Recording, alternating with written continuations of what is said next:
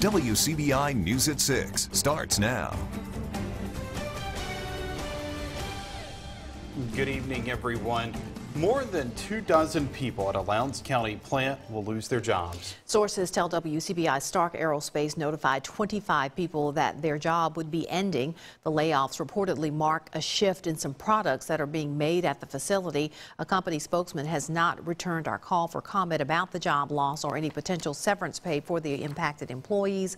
The defense contractor was established in 2006 and is based in Lowndes County. The city of Columbus is giving notice it will no longer manage a park. City councilman approved notifying the U.S. Army Corps of Engineers that the city no longer wants to manage Wcbi Creek Park. The city must give a year notice, which will be effective December 31st, 2020. Lux Creek Park is where the Wcbi enters the Tenn-Tom Waterway. It's located just off Highway 69. If you plan to go out of town during the holidays, the Columbus Police Department is offering a new service to make sure your home stays safe. Residents can now request to have their homes patrolled while they're on vacation. Homeowners can go to the C-Click Fix website and under the tab Vacation Home Watch. Now, Columbus Police Chief Fred Shelton says officers will go by your property once a day. And not only is it free, but it provides some security for the residents, that we know that police officers, if we're riding through the neighborhood and we see something suspicious, maybe something going on at a particular place, that way we know. So this is going to be another way that the community can connect with the police department.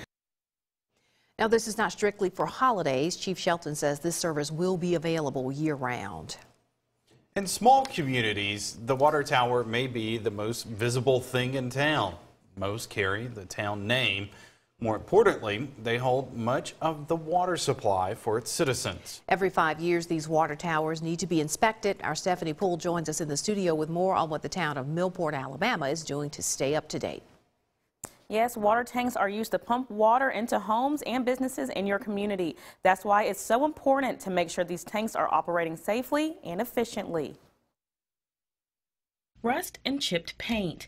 This water tank in Millport, Alabama has stood here for over 20 years untouched.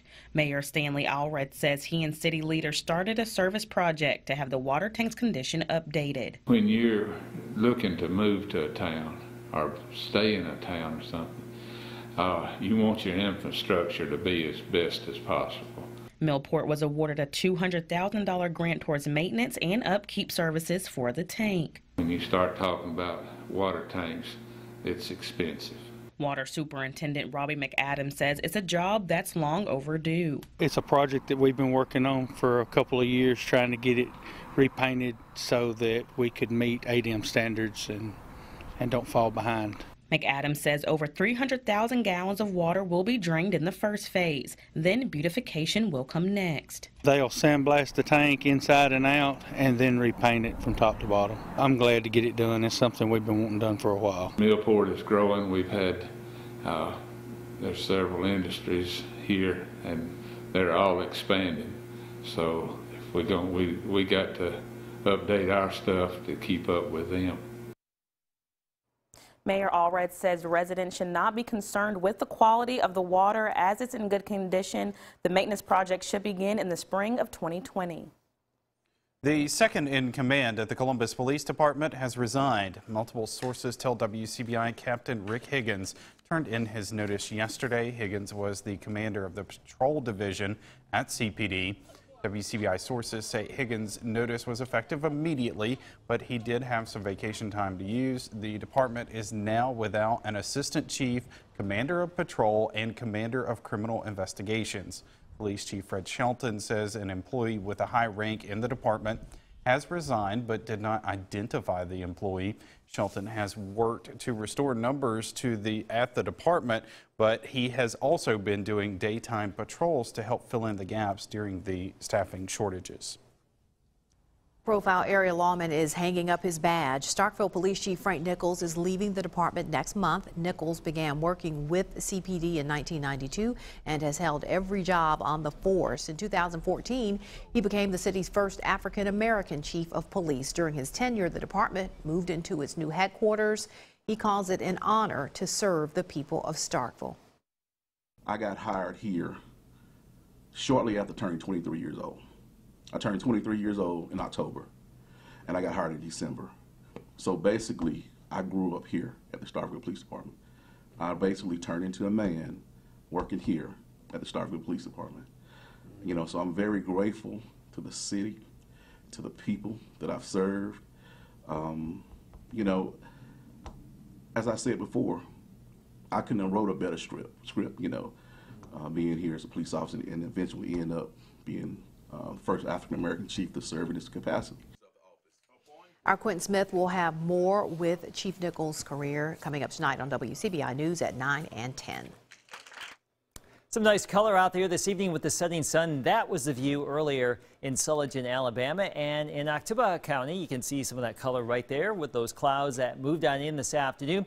Temperatures are cooling down at the Air Force Base in Columbus, 52, Starkville 54, Oxford 59, still at 64 at the Tupelo Airport. Will continue to cool down through the 50s and then eventually low to mid 40s tonight. Mainly clear to partly cloudy, but more clouds than stars relative to the last couple of nights. A little bit warmer with that blanket of clouds. Tomorrow back up to around 70. A chance for a shower, but better rain odds on Friday. More on that coming up. All right, this time of year, you're sure to bring home a gift card or two from holiday dinners or those family get-togethers. And if you're like a lot of people, myself included, sometimes you wind up with a little bit of money left on that gift card. Yeah, no doubt. But what happens to all the money left on those unused gift cards? Our Cash Matlock joins us live from Columbus with the answer. Cash. Well, guys, a few people here have already started their early holiday shopping, and as you can see, I brought along a few of my mini gift cards. Now, the odds of me actually spending every single cent on these cards, well, those odds are pretty low. So what happens to the money? Does it go back to me, the consumer, or does it go back to the companies who sold me the cards? $45 billion. That's the amount one report estimates Americans have sitting on unused gift cards. Some reports say the money will remain on the card forever. However, Bank of Commerce branch president Mark Kriegler says that's most likely not the case. I would think that the business does have it. They just have to account for it differently than a straight sale. Accounting for it differently means listing the money as liability instead of revenue. It can only become revenue when the company has done what it's supposed to do, and that's provide the merchandise or provide the service. But just because the unused store credit isn't labeled as revenue doesn't mean the company does not have access to it. That money has been available in the company's assets to deploy in any way that they want to do it. But corporations can't list the money as liability forever. The IRS actually limits how long you can defer recognizing that revenue. So from a tax standpoint, if I sell a gift card, then I only have a short amount of time, and depending on the actual way the gift card's set up, but generally you can only defer recognizing that revenue for 2 years at most. Experts say corporations are banking on consumers to not use their card's full amount. I think two things can happen, and they're both to the company's good. The customer may not use all of it because there's 50 cents or $1, or the customer may come in and spend that $1, but then $5 more to buy something. Certainly as a business owner, there's some benefit to me there because I am getting free money. Kriegler says that's why the gift card business isn't going anywhere. I think they'll continue to be popular for the consumers. I think it'll continue to be popular for the ones offering the cards, and it can be mutually beneficial for both parties. As of 2016, for every $100 gift card, 75 cents remained unused. Reporting in Columbus, Cash Matlock, WCBI News. I have two in my wallet right now with balances on them. I have at least two. All right, this is the time for holiday gatherings, and many of those gatherings will be around the table. We get some tips on how you can enjoy it without going overboard when we come back. All right, we're back, everyone, with all the delicious food expected to be around during the upcoming holiday season. A local wellness center is helping residents continue to eat healthy. Westmont Wellness Center at North Mississippi Medical Center today hosted a healthy eating for the holidays class. Those who attended today learned about portion sizes, and they got some tips for cooking and eating. Another topic was the importance of eating in moderation. What's that? We all want to do, of course, we all going to be going for the turkey, the dressing, all that good stuff. So I thought it was important to just discuss portion size and how that can really impact, you know, your daily calorie consumption and just the importance of that overall.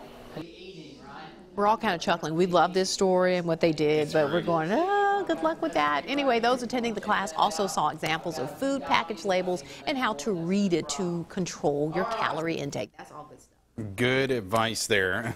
Hopefully we can follow it. Well, preparations continue for an annual community Thanksgiving lunch. Workers put the finishing touches on the centerpieces this afternoon. More than 1,200 people are expected at the 13th annual event, the community-wide senior citizen lunch. Mayor Robert Smith is expecting people from across the region to attend.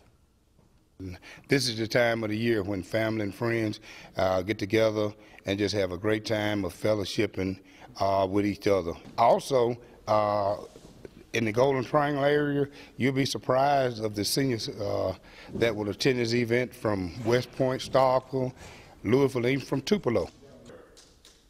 I'm told the senior citizens start lining up early, but the doors will open up at 10 a.m. The program begins at 11. Not only do they get there early, but they're like dressed to kill at this event. I've been a couple of years. It's a big event. It is a big event, and it will be packed. Will be packed, and you may want to bring an umbrella tomorrow just to be on the safe side, just to hedge the bet. But we don't really expect a lot of widespread rain in the region on Thursday. Can't rule it out though. Still mild, 70 degrees. Better rain chances Friday. Also maybe a few storms too. We'll talk about that next system next. Your WCBI First Alert AccuWeather forecast with Chief Meteorologist Keith Gibson. We've had some nice weather over the last 2 days. Tomorrow, still on the mild side. We start out in the low to mid 40s, a mix of sun and clouds, variably cloudy during the course of the day. Can't rule out a few isolated showers, especially across the northern tier of the area. But hey, I think we're still up to around 70 plus or minus here on our day Thursday. So that's the way it's looking. Not too shabby here. A little bit warmer south, a little bit cooler with a better rain chance across the northern tier of counties here. This is our Auto Insurance time lapse from Durham's Pharmacy in Vernon, Alabama today. Those clouds coming on in after that sunny start with all that blue sky. But as we expected, clouds on the increase this afternoon, upper level moisture eventually will moisten up the atmosphere and get some rain to reach the ground as we go throughout the next 24 to 36 hours. And in some spots it may add up, but right now we just have some higher clouds streaming on in. There are some showers here in Oklahoma. Those really won't be affecting us. We're watching that area of low pressure out in the desert southwest. And that moisture and that energy is coming our way for the end of the work week. So right now we have the high clouds across our region, and it looks like we'll stay with those higher clouds tonight and for a good chunk of tomorrow. The northern and northwestern tier of the area, the best chance for any rain on Thursday. As we get into Friday morning, a pretty quiet start overall, although the northern third may see a better rain chance initially. Going into the early afternoon, our odds of rain will start to go up as the system comes our way, the one we just mentioned, and we'll start to see some widespread showers and storms Friday afternoon, Friday evening, and Friday night. Some of that will carry over into early Saturday as well. Anywhere from a ½ inch to maybe 2 to 2.5 inches of rain. You see a bullseye there with over 3 inches in some spots. Can't rule out some isolated heavier amounts here. And we'll just see how it all plays out. No strong or severe weather expected on Friday. That's certainly good news. Lows tonight, low to mid 40s with those higher clouds out there. And for tomorrow, around 70 degrees plus or minus with a chance for a few showers. Mid 70s in Jackson and Hattiesburg tomorrow, 71 in Birmingham. Next week, well, we may see some southwesterly flow situations develop across the lower 48. And oftentimes that could give rise to some active weather. Still way too early to tell if we will see any of that here in our neck of the woods. However, we are still advertising a chance for some storms next Tuesday and Wednesday. And at this point, can't rule out maybe a strong storm or two with that. But in the near term, we're watching out for that system Friday night. Most of that clears out early Saturday, so most of the weekend should be okay, just a little bit cooler. More of the show after the break. WCBI Sports with Tom Ebel is brought to you by your local Ford dealers. Go further. There's nothing bigger, nothing better than state championship football. To reach the final game of the season is something everyone dreams about. But does it get any more storybook than meeting your rival, not only for bragging rights, but for all the glory? Heritage Academy and Starkville Academy will meet again this Friday and their road to the championship couldn't be more different. In sports, the story of David versus Goliath is a common metaphor. The underdogs versus the juggernaut. Meet David, the 10 seed, off everyone's radar. 3 straight road victories, 3 straight upsets. This is not a surprise to us. It's not a surprise to the coach, not a surprise to the guys. What I love about this is they believed us and they did it. I knew that they had the ability to win all those games. I knew that we were going to probably lose 3 or 4 games in the regular season. I knew that coming in, but I knew if we kept fighting, kept getting better, we would have our chance. We weren't ready to break that family up that we had and go our separate ways. And this is the last game of the season. We made it. Playing for championships isn't new for Starkville Academy. The Vols just a season removed from a title back in 2017. For those that lived it, there isn't a better week of the year. I'm looking forward to it. It's going to be a lot of fun. There's going to be a lot of people there. It's going to be a big atmosphere. And it's going to be something that some of these guys never played in before, and I've only played in it one time, and that was in 17. It's no other game like it. Now meet Goliath, 14-0, number 1 in the state, outscoring opponents on average 38-7. The Patriots have stayed true to their mission since game 1. The seniors really preached to everybody, you know, we got to finish this thing, and you know, how we felt last year, we didn't want to feel that way again. They didn't pay lip service to it. They put in the work in the summer, and then obviously this season to put themselves in this situation. I think they're excited, but they know that it's not over yet. The Vols were one of the 14 to fall to Heritage Academy, 42-7 in the regular season. But this isn't the rivalry game from October 18th.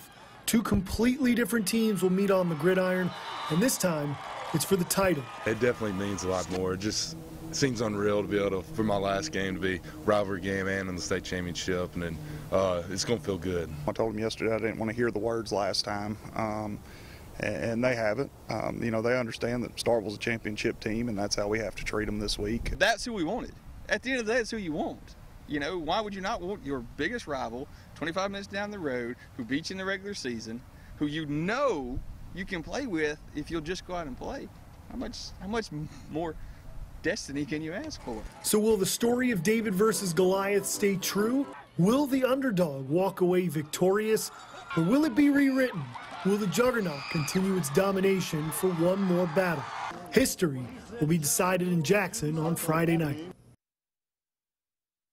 So, of course, that will be part 1 of our game of the week for this Friday. The championship showdown between Starkville Academy and Heritage Academy will be front and center this Friday on the End Zone. The last time these two met in a state championship was back in 2005, and the Patriots have won 2 straight in the rivalry. But for those of you that voted on Facebook and Twitter, the winner of the poll is the 3A Divisional Showdown rematch between Wcbi County and Houston. Wcbi County winning the regular season matchup between these 2 teams. Houston, they beat North Panola and Winona to get here. Wcbi hasn't given up a point in the playoffs. We'll be live from the Tiger Den coming up on Friday as well. Big thanks to everyone that voted. More than 1,500 votes in this poll, so we always thank everyone for showing out. It's always exciting to see 2 teams that met in the regular season end up in the playoffs together. Yeah, we got a couple ones too. West Point, Lafayette's another big one as well. A lot of big fan bases around here. A lot of good ones. All right. We'll be right back. Rain chances going on up here, especially Friday afternoon and evening. Sorry, Tom, regarding your football. We haven't been able to adjust things. Everything is okay. Everything is good. As long as you're not I like yelling your and screaming at me. attitude. I love that. What can you do? Snow, rain, sleet, football is king, and it will happen. Bring it on. The game must go on. Absolutely. All right. Well, thank you so much for joining us, everybody. Have a great night.